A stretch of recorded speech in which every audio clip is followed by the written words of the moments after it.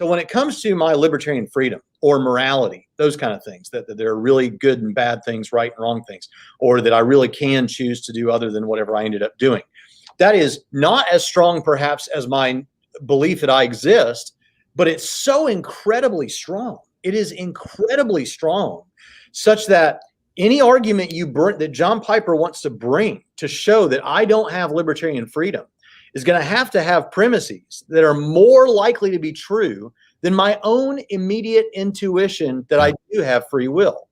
Now, since Piper and you and I and many of our listeners are all Bible-believing Christians who believe in the authority of Scripture, he could do that by bringing Bible verses.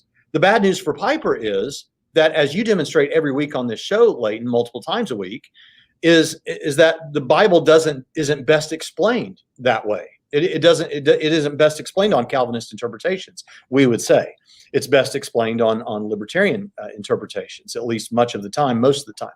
So he doesn't have Scripture to go to turn that around. And our intuition is so incredibly strong that it's problematic. But there's another thing I want to say on this that's related. Even if, say, Brenton or whoever it was, Brenton, Stanfield, and others in the chat would say, well, I don't have that intuition that I have libertarian freedom. I just have intuition that whatever I do is what I wanted to do. And that still can be determinism, like Piper wants. Okay, but let me ask you this, and this is where you've really got to be honest with yourself and look in the mirror and ask yourself what you really believe and not what your position demands. Do you not have an extremely strong intuition that to punish someone for doing what they were determined to do unchangeably, that is wrong, that is not a good thing?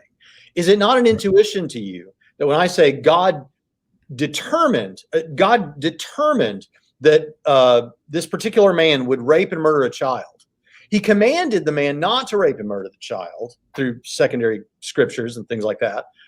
The man does what God unchangeably determined that he must do, and then punishes him for that, even though it was what he determined him to do, but told him not to do.